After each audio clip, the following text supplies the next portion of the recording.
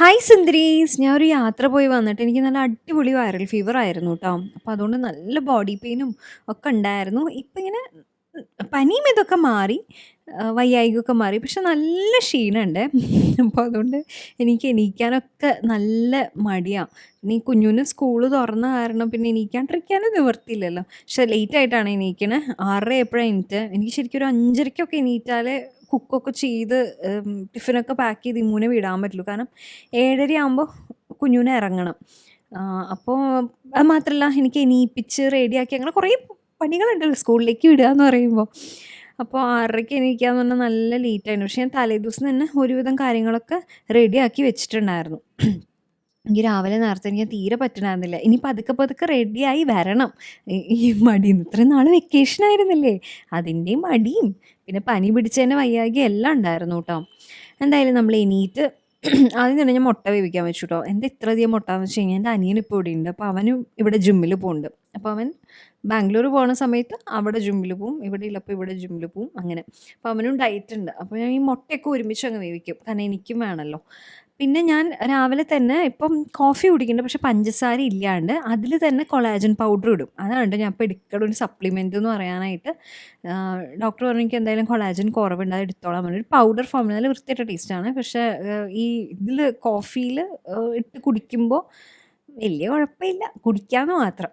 ഞാൻ പൊമഗ്രനേറ്റ് ഒന്ന് തൊലി പൊളിക്കുകയാണ്. കടല വേവിക്കാൻ വെച്ചിട്ടുണ്ടായിരുന്നു, അത് റെഡി ആയിട്ടുണ്ട്.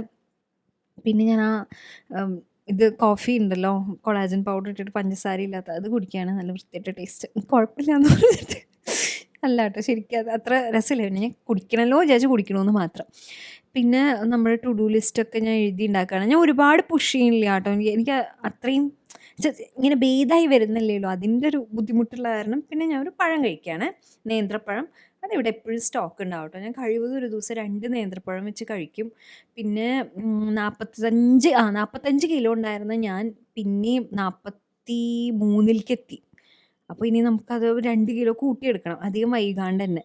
അപ്പോൾ അതൊരു ടാസ്ക്കാണ്. പിന്നെ ഇമ്മൂനെ വിളിക്കുകയാണ്. അയ്യോ എനിക്ക് പാവം തോന്നും കേട്ടോ, അതിനും വയ്യായിരുന്നു. എൻ്റെ പനി അങ്ങനെ ഇമ്മുക്കുട്ടിക്കും കിട്ടിയിട്ടുണ്ടായിരുന്നു. ഇപ്പോൾ മാറി കേട്ടോ.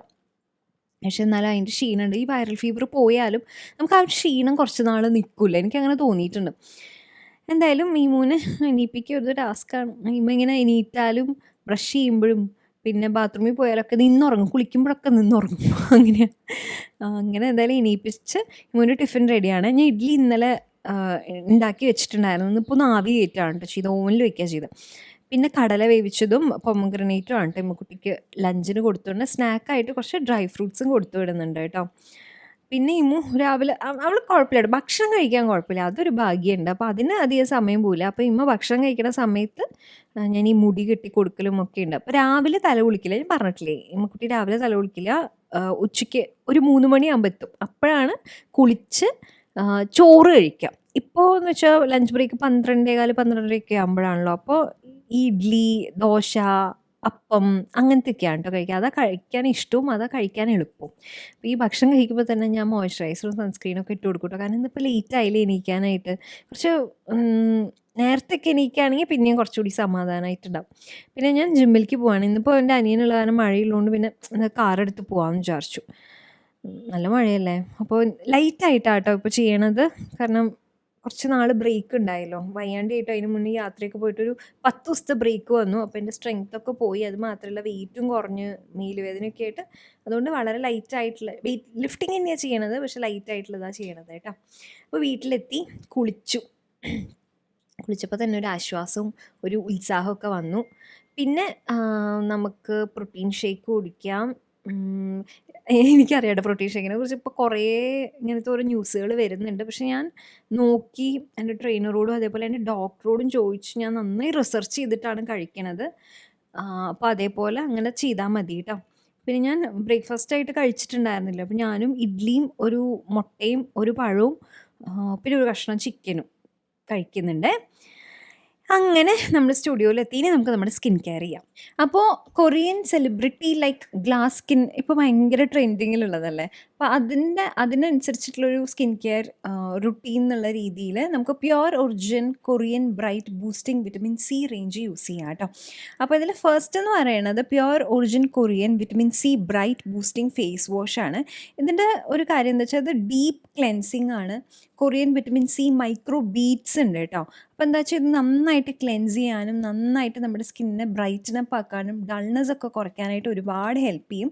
ഇത് എല്ലാ സ്കിൻ ടൈപ്പിനും സൂട്ട് ആവുന്നതാണ്. ഇത് വലിയ സൈസിൽ 150 ml സൈസ് എന്ന് പറയുന്നത് 1 മാസത്തോളം നമുക്ക് ലാസ്റ്റ് ചെയ്യും.